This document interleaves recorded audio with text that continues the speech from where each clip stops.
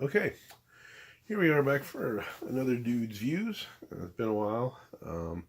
This is one everybody knows: Star Wars Galaxy's Edge opening in Disneyland this summer and in Disney Hollywood Studios late fall, which means right in the middle of the already god awfully crowded holiday season. So Disney is starting to leak out some stuff now. Finally, some real details. I did the one on the rides a while ago. They had a pretty big press junket. Some people did get to go through the unfinished rides. Sounds like maybe even got to experience the rides to some degree. Um, Definitely the big thing this week was the food and drinks. I'm going to talk about that. Sort of a long video. I sort of ramble, but I tried to bring in a lot of Star Wars references and what the sources of these things are. So bear with me and try to tie everything into where it goes into the Star Wars galaxy if it does. Please subscribe down here. I've got other Dudes Views, may do more. Do a lot of roller coaster videos, concerts. Got some great Metallica videos there, board games, water slides, all sorts of fun stuff. So please subscribe if you can. So we're going to start talking about it. I do have notes on this. I'm trying to, like I say, bring out all the details. So we know Star Wars Galaxy's Edge takes place at Black Spire Outpost, which is not mentioned at all in the movies yet. I have a feeling we'll probably see it in episode 9. I could even see maybe the Falcon taking its spot where it is in there during the movie for a short period of time. I think it'd be really stupid to not bring the whole thing. I mean, even like Oga's Cantina, everything to put it in episode 9 would really help, because they're not doing a great job, in my opinion, of tying this land to the Star Wars movies in general. I hate that it's just generic space outpost. It's generic space cantina. It's not, part of the chain of cantinas that just happen to have one in the most wretched hive of scum and villainy on Tatooine. So, they need that help. So I can see some of this stuff showing up in episode 9. But as of now, we'll talk about how it ties in. So that's where it is. Of course, we have the Smuggler's Run, Millennium Falcon ride, which is Star Tours 3, in my opinion, sounds like. And then Rise of Resistance, which I really think could be the next truly great e-ticket from Disney. And the U.S. parks really need that. Flight of Passage, that's a movie. I'm talking real rides. This is hopefully is going to have as big a splash as Indiana Jones did. Of course, that was 25 years ago or so. Don't really know how it's going to, because of other things, and I get into that in the other. Check my video about those rides. So food at Black Spire Outpost. First of all, they canceled the restaurant. I'm not sure why they did that. Or at least for a lot of rumors, there was going to be a sit-down restaurant.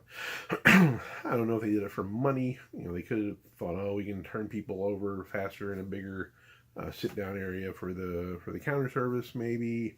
I don't know.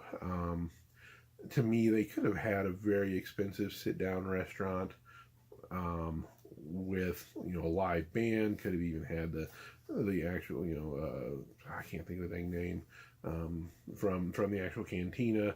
They could perform. I mean, you could go full on with that, because they're a traveling band. Hey, they're a Black Spire Outpost.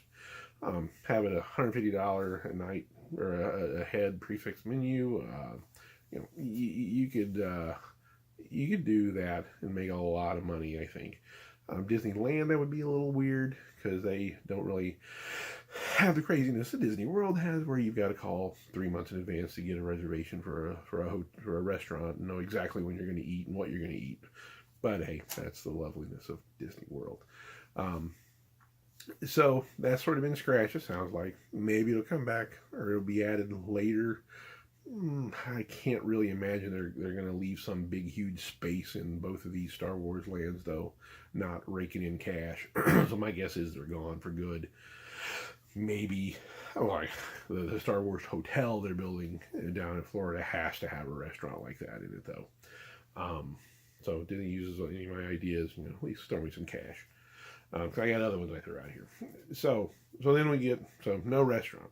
Okay, so we have a drink stand showing here, blue milk. Everybody knew the blue milk had to be there. Come back, and the Jedi dude always has his blue Tuscan, made from the finest Tuscan vodka and blue bantha milk, which is sort of canon. If you remember way back in D23, 6 years ago or whatever, when the Orange Harvest display was there playing on the Blue Harvest for Jedi, they showed Orange Harvest crates, and one of the crates, I'm standing in front of it there with my blue milk, as a Jedi dude.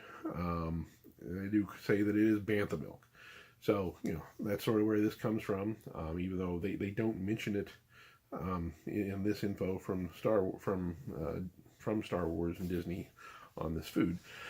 You also have the green milk from Episode 8, stuff that Luke goes down and squirts out of those, whatever those nasty animals were down on the water, where he was secluded.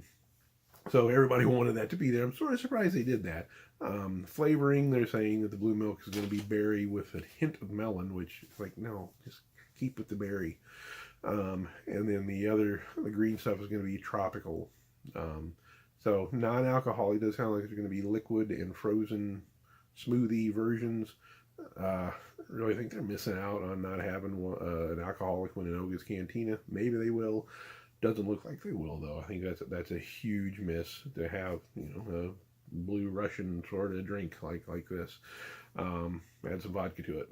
So we'll see, but it sounds like a big no. But that's going to be a stand just selling those two. Expect there to be a monster line, especially since they mention that you can buy those drinks in Oga's Cantina too, non-alcoholic. There is no mention that you can buy those in the big restaurant, though, which to me would really suck. That just means you got another ginormous line you're going to have to wait in. Hopefully they don't make the mistake that Universal made with butterbeer and have one cart serving butterbeer to everybody. Surely they're smarter than that. So you have the drink stand, just selling the drinks. Then you have a quick service place called Ronto Reactors. You'll see here, this to me is really cool. The facade here is awesome. Sort of made up like a churrascaria sort of thing, where you've got a spaceship engine cooking your meats. Not probably very economical, but hey, it would work. It'd be really cool if they could make that really how they do it, like in like a photo chow, and take the meats out of there right in front of you. That'd be pretty cool if they could do something like that. I doubt it, though. So there, here's a picture of the food there. Pretty limited. Turkey jerky, which there immediately goes into my issue with some of this stuff. Why is it turkey jerky? Why isn't it tauntaun jerky or bantha jerky? The problem with Star Wars, you don't have too many appetizing looking creatures. They're all pretty big, but except the porgs. But you're going to be buying the porg to take home with you alive, not eat one there like Chewie wanted to. So it's weird, turkey jerky. Like, that's stupid for that not to be a Star Wars name. Then the Ronto wrap, which again, now Ronto is these creatures here you see, which were what ruined Mos Espa in Star Wars Episode 4 Special Edition. I think these were the one thing that was like way out of place, putting Jawas in there. This is a bunch of hive of scum and villainy, not Jawas riding these monster creatures through. But those are the Rontos. So you're going to have a Ronto wrap, even though then in the description it says it's Portuguese sausage. Like, no, it's Ronto sausage. Disney, come on. And then roasted pork. It's like, no, it's Ronto sausage. Just say that. Somewhere you got an official, nutrition information that says what's in there, but on the menu there, it's Ronto wrap. And it comes with cabbage slaw, which they're putting on everything. I'll get into that here in a second too. So that's a nice tie. Actually does tie into Episode 4, even though it's just a special edition. I think those guys may show up in some of the prequels too. You'll see that as sort of a running pattern here on the food. So and then it does come with a clutch sauce, which they're saying is called clutch because Vader's, as you can see in, well, I guess he's not doing it in this picture, but the shirt, but when he clutches somebody with his force grip, burns your throat. So that's what the clutch sausage is. So that's sort of a cool thing there if they explain that properly. So that's what you can get there. That's going to have some crazy long line. Don't get into what drinks are available there. And I'm curious to see if they break that barrier and serve Coke there or not. My guess is they will. There's Coke at Pandora. They don't have J.K. Rowling forcing all that stuff, but it would be cool if they kept that out of the Star Wars land. But I doubt they will. So that is a sort of a cool idea. I love the setup with the burner and everything and cooking the meats. So that, I think they did a really good job. They tie into Star Wars Episode 4, obliquely at least. So that's done well. But like I said, food wise, and what other foods do you have? I mean, Aunt Beru serves the blue milk. Clearly, we all love the blue milk. But everything else she's serving in there looks like it's vegetables. Anakin and Amidala are on the train, and Anakin floats fruit over to Amidala and one of their stops, and so you have stuff like that. But there's not really any important meals that people go to, except the one that Vader surprises Han at. There was no food being eaten there. So not a whole lot to play off of. Really, everything that you see people eating is pretty bland looking stuff, like all the clones eating, stuff almost like out of the Matrix, just sort of, blobs and stuff. So, they had some pretty big misses here, and I'll mention some of those in my opinion. But so the biggest place to eat is going to be the Docking Bay 7. So that's the big counter service sit down place, like the Cantina is at Pandora. So this will have a huge line, hopefully a huge indoor seating area, air conditioned. Surely it will. So they have an appetizer here. They show, and it looks like this is the only appetizer, and this gets in another thing I hit a lot. It's called the Felucian Garden Spread with what looks to be naan bread there. The Felucia is a extended universe reference, so nothing in the movies though. So there's a lot of extended universe references here. That is a location, I think, in some of the extended universe stuff. So this, complete vegetarian thing.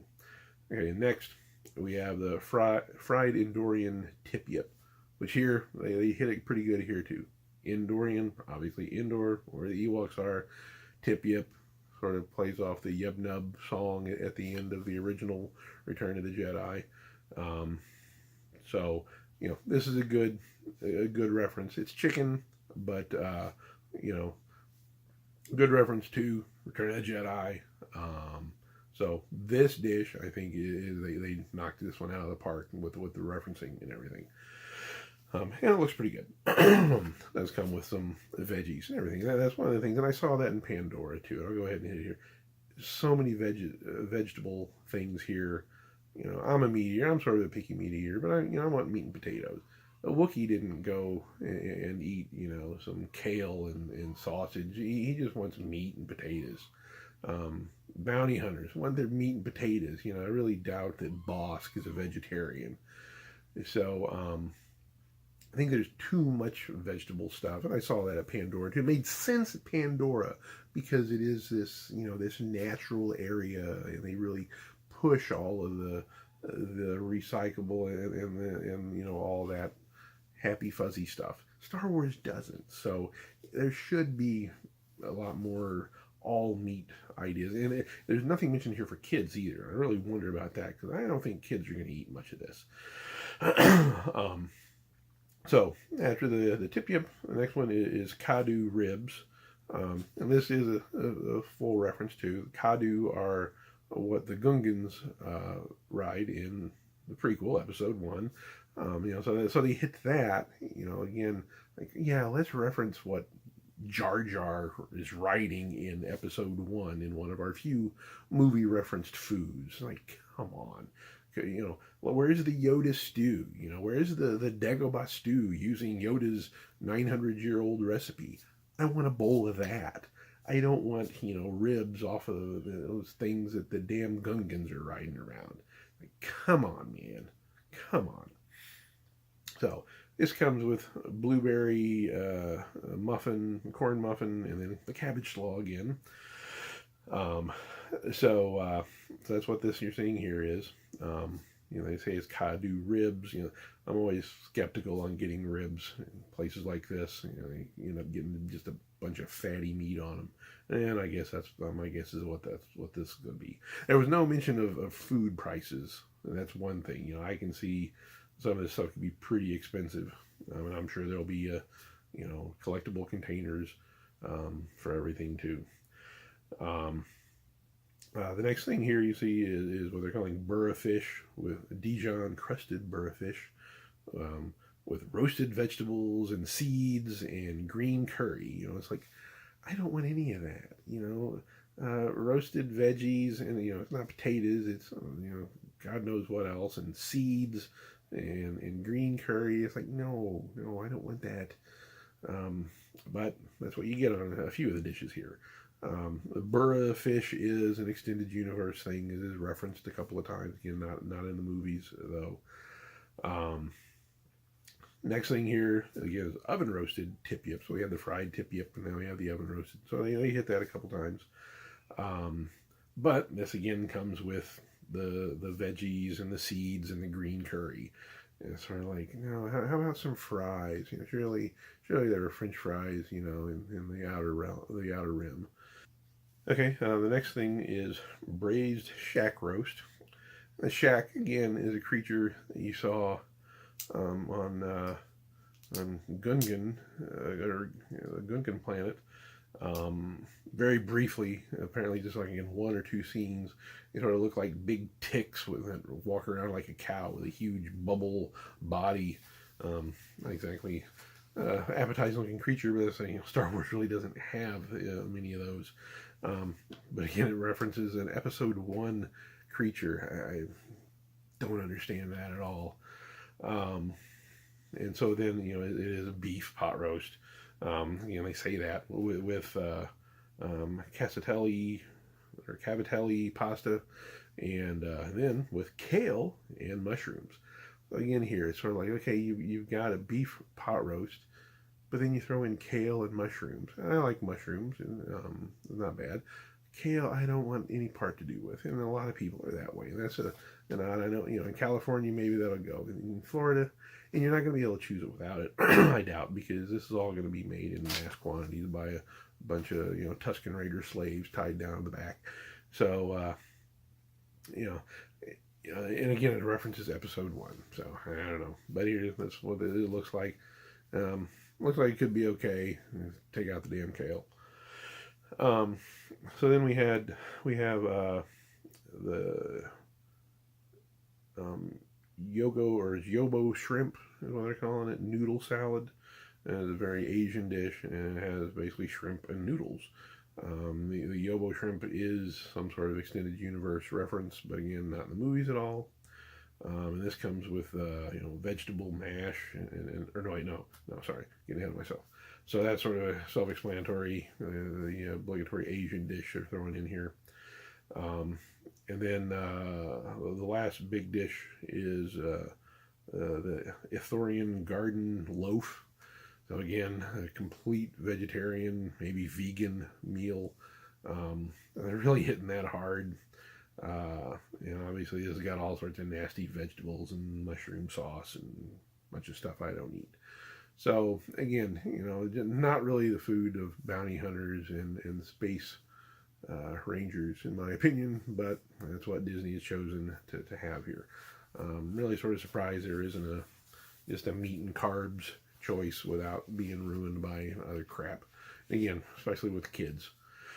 So So those are all the main dishes. Again, why are there no tauntauns? Banthas. You get porgs. Okay, they're cute, and you're gonna buy a live porg,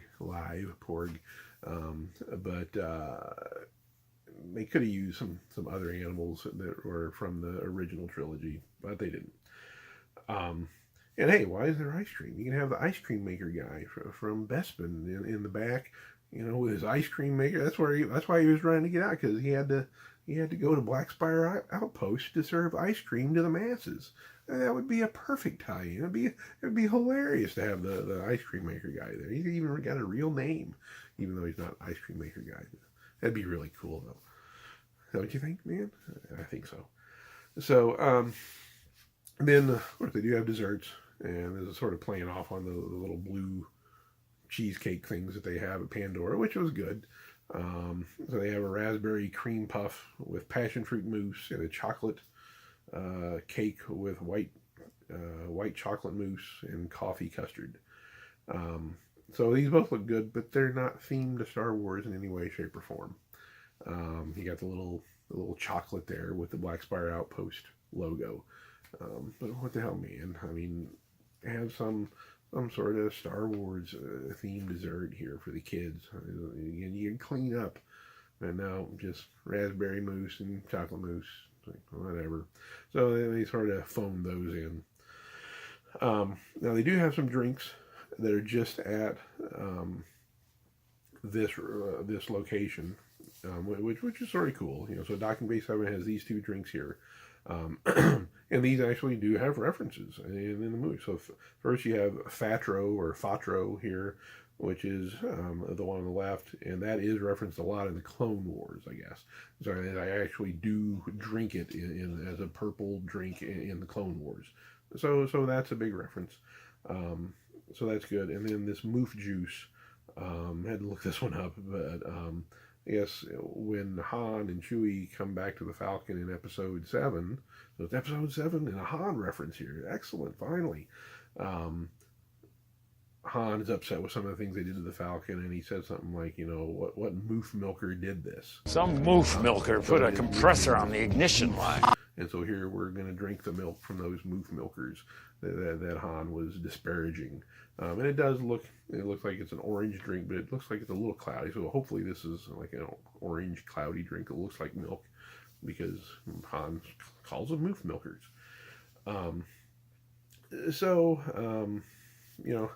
I think, it's definitely unique food, all pretty unique dishes. The theming could have been done better, I think. I don't understand why they're trying so hard to separate away from the original trilogy, and just putting all their Marvel and extended universe stuff, especially with how they're going to stop making so many extended universe stories, and maybe in the future, who knows what's going to happen, but I think they really should have hit a lot harder on the original. There are some of the things I said, do tie into the original trilogy, but not everything, not enough, in my opinion. And the other thing, I don't know if I mentioned this before, it seems like you can't buy the milk. At least it doesn't say that you can buy the 2 milk drinks at the docking bay. So that's going to suck. It's like, if I got to wait for a big long line to get my food, I want a blue milk to go with my food.